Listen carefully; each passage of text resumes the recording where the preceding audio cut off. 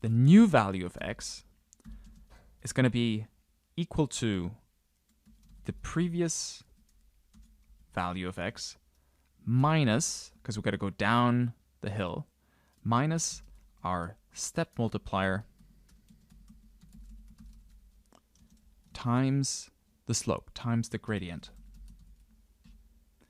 And remember, this is the value of the slope at the previous value of x. So what we're doing here is we're taking a step that's proportional to the negative of the gradient of the function at the point that we're at. And then we're subtracting from the previous x value because we want to move against the gradient towards the minimum. And this is where the learning in machine learning takes place. So this loop is going to run 30 times.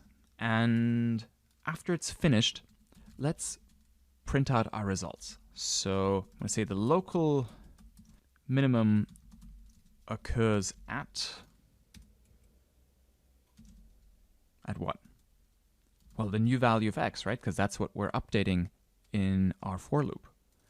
And we're going to print out the slope, yeah? So we just have to make sure our slope is close to 0, right? Or the value of dff of x, yeah,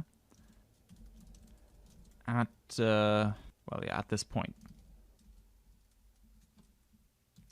So this is going to be our derivative function, and as an input, it's going to get the latest value of x. Finally, we're going to print out what the cost is at this point. So this is the f of x value, or cost, at this point is, and this is going to be our cost function at the point where the cost is lowest. Now, before I run this, make sure you've got a plus sign here, because if you ever have to go to restart and run all, or run all above, yeah, then you may want to make sure that this loop doesn't continue going. I just caught myself out there. So I'm going to press Shift-Enter now here, and I get my print statements shooting off the results of our gradient descent. So what can we learn from this? What can we deduce from the values that we're seeing here? Well, the first thing is that we can see that they're approximations, right? This isn't an exact value. We're not getting a very clean answer here. But that might be the case because maybe we haven't run our loop often enough. So if I increase the value here from, say, 30 to 50, let's see what happens with our values that we get printed out. So one thing that we're seeing is that our slope is getting a lot closer to 0 here than before. The second thing is that this value here on f of x is also getting a lot more precise. And so is our new value of x. So it's getting much, much closer to a minus 0.5. Yeah. If I run this 500 times, let's see what happens. So as you can see, we're converging on this local minimum by brute force, right? We didn't solve our cost function here analytically. What we're doing is we're iterating and going down that valley, that cost function, until we reach the minimum point. And at the minimum, our slope is equal to 0, our cost is equal to 0.75, and this is when the x is equal to minus 0.5.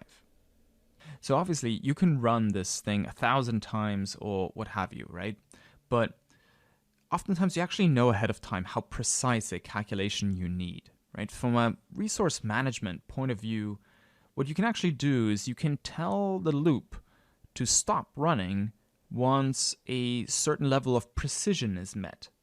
And I'm sure you're looking up, you're scrolling up and you're looking at this while loop here and you're thinking, the while loop seems ideal for this, right? We can run the while loop as long as our calculation is within a certain level of precision. And you'd be right. That's exactly something you could implement if you wanted to with the structure of the while loop. Let me show you how to do this with the for loop as well. We're going to modify our code here a little bit to include a cutoff point for a certain level of precision. And the way I'm going to do this is by adding another variable up top. I'm going to say precision is going to be equal to 0.00001.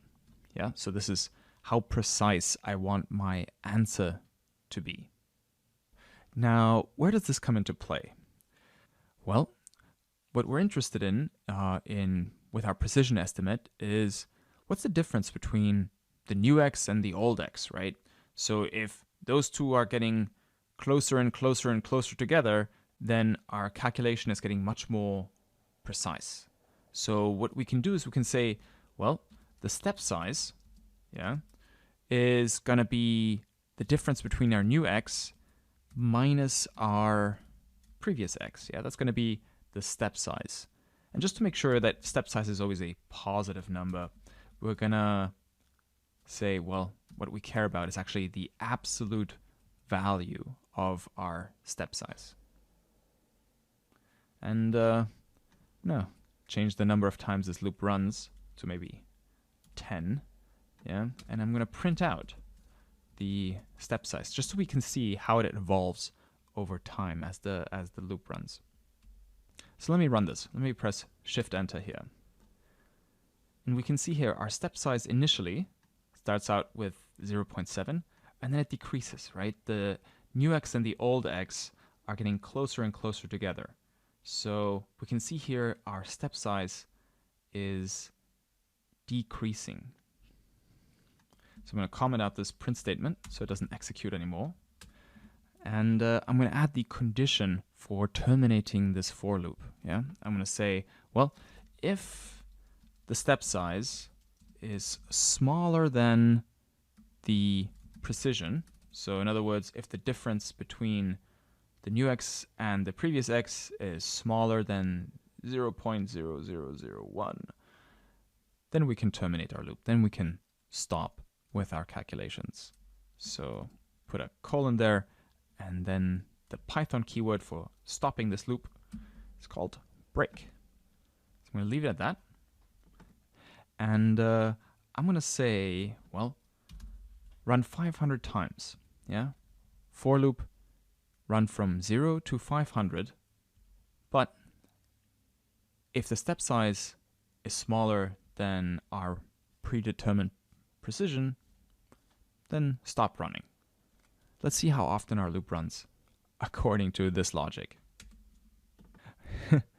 Well, we don't know, right? Could have run any number of times. We probably have to print the value of n. So print loop ran this many times.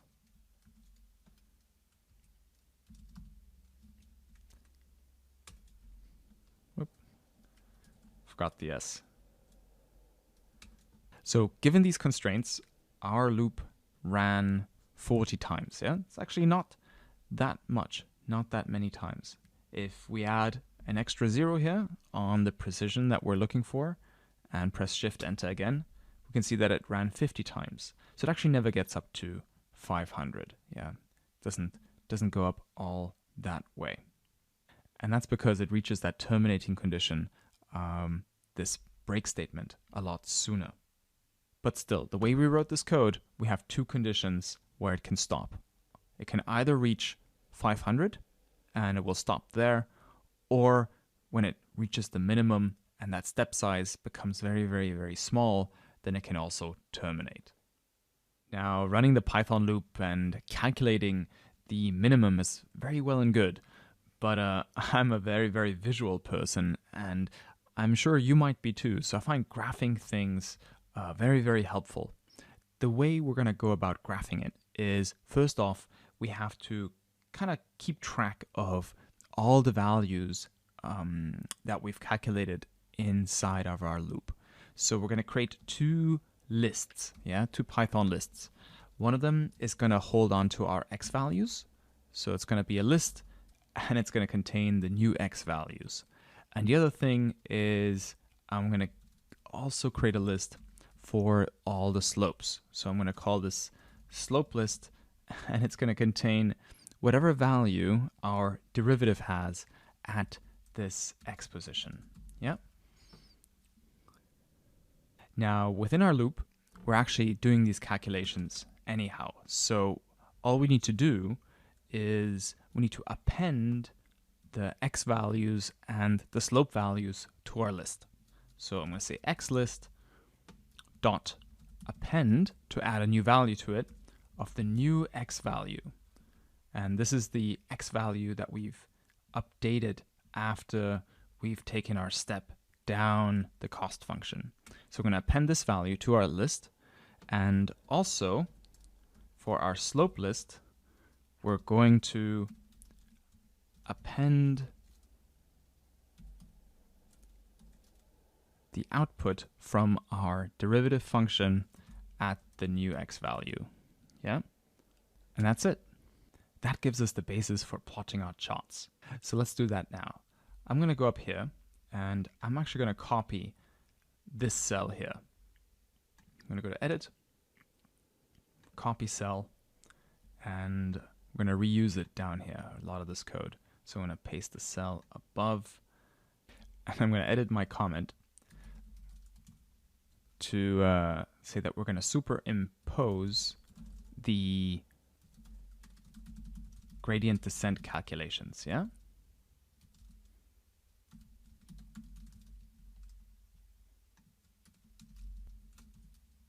So this is the goal.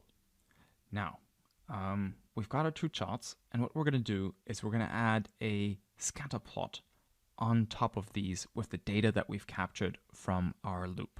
Here's how we're going to do it.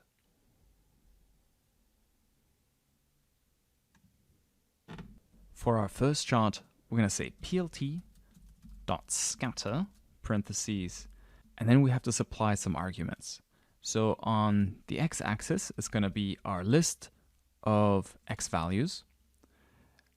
And for our y-axis, we want to feed our list of values into our cost function, right? So this is our f of x. Now, you might think I can actually just put the x list in here and press Shift-Enter. But this isn't going to work. We're going to get an error, yeah? And this is because our function, the way that we've written it, cannot process a list. It's unable to process this list as it is. So I'm going to have to do a little type conversion first. So I'm going to create a variable called values and set it equal to a NumPy array, which is going to take as an argument our list of x values. So our function can work with an array, but it can't work with a list. And if we press Shift-Enter, we should see that now we have a little scatter plot on top of our graph.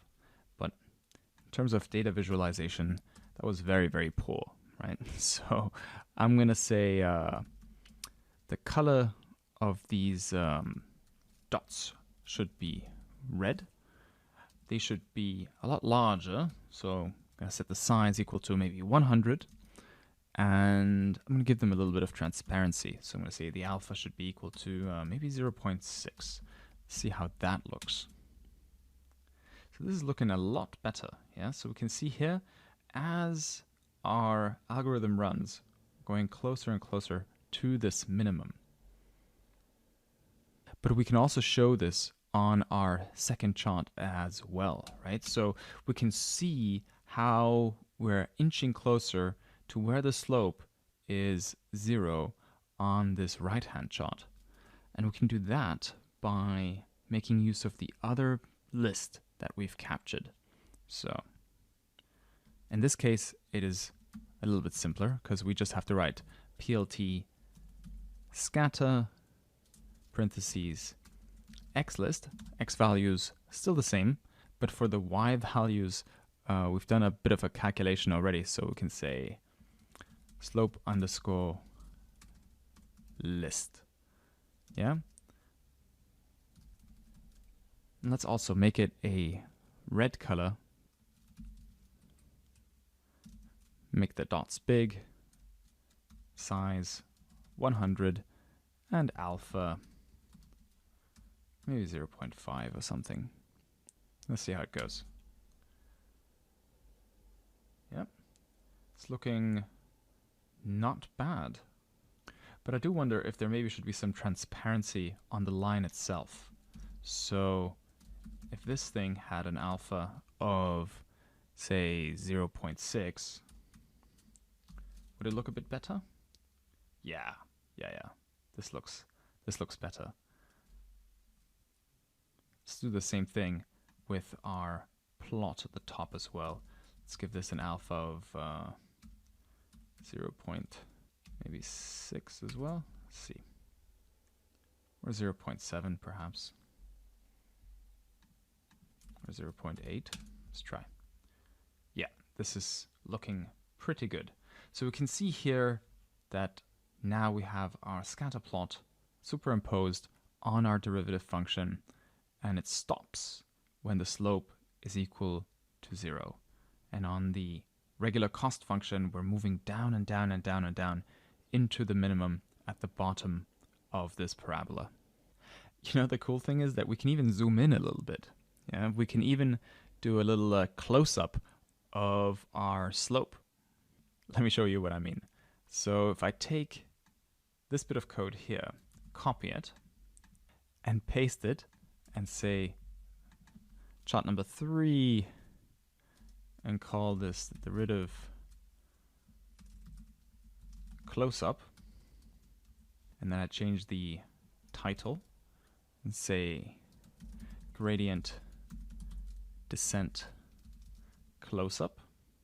Might get rid of the Y label, don't need that. I'm going to keep the grid, but I'm going to change what's on the axes. I'm going to go from, say, 0.55 to minus 0.2. So zooming in here on the x-axis.